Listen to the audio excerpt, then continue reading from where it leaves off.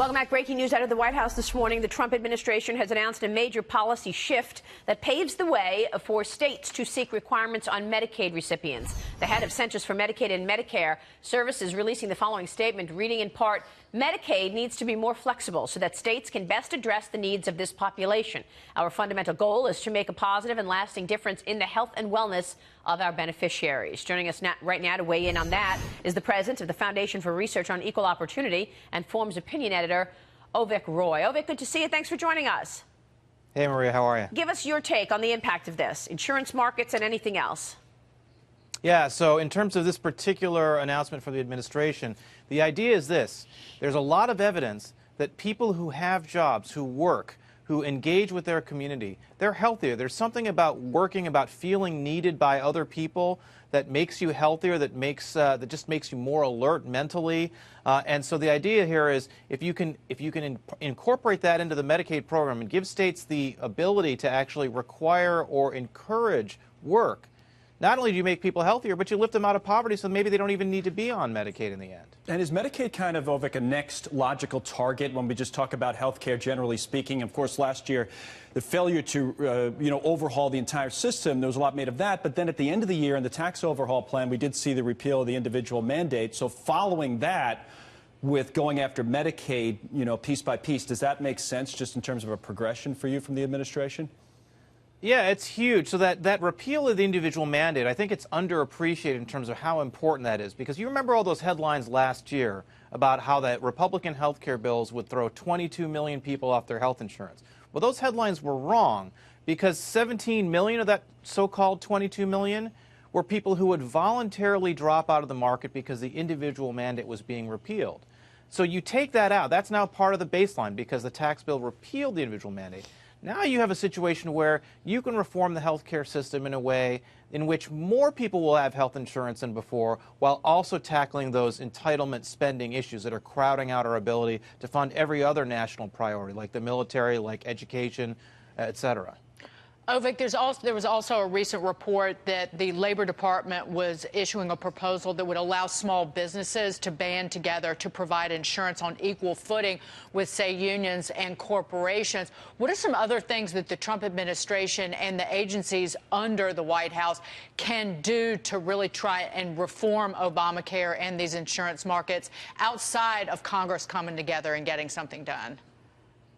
Just in general, let me say that there is an enormous amount of activity in the executive branch right now, from the White House on down. They're really gearing up to make a lot of these kinds of announcements, to use their executive authority under the law to make changes that will improve and stabilize these insurance markets. So you saw that with that Labor Department announcement where people can band together to have group insurance or even self-insure. The announcement today out of in terms of the Medicaid program, there's going to be more announcements in terms of giving states and individuals more flexibility to buy insurance outside the Obamacare regulatory structure. So they're going to do a lot there. There's also going to be opportunities perhaps for employers to give people health savings accounts and health reimbursement accounts to buy health care in ways that the modern insurance system doesn't allow. So you're going to see a lot of those kinds of announcements. And the administration was waiting. So they were waiting for Congress to do its thing. Right now that that's all relatively settled, they're moving in and going to act. Under Obamacare, the pool of those who are qualified for Medicaid was expanded, and it drove up the cost of the program considerably. Is there an opportunity to bring that back to people who truly have special needs? Yeah, so General, this is what I was describing in this Wall Street Journal op-ed last week about how this is the most important problem that Congress can tackle this year.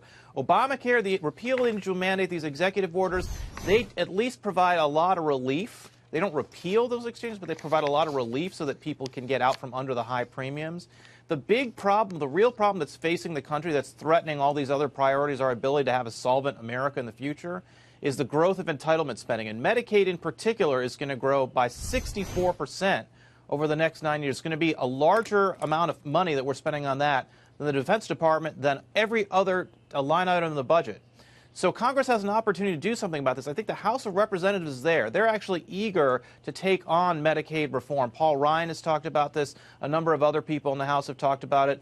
It's the Senate where there's a little bit more reluctance because of that 51-49 majority. They're not sure that they can even pass a budget this year. Avik, I actually quoted those numbers on this very program a couple when that op-ed ran. The spending on Medicaid by 2025 will be close to $1 trillion. It's going to be $200 billion more than we spend on defense. You've which been is raising just the red appalling. flag on this for years. And the spending numbers are just mind-boggling. Right, and something's got to get done. And quite frankly, so the Congress is going to have to do something about the spending on health care. Medicaid, Medicare, in particular. Avik, At the state level, too, by the way.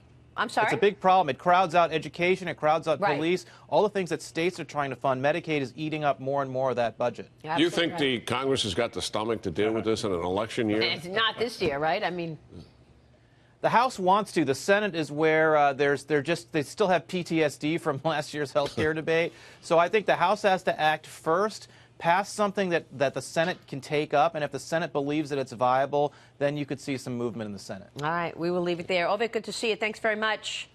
Thanks, We will Maria. see you soon.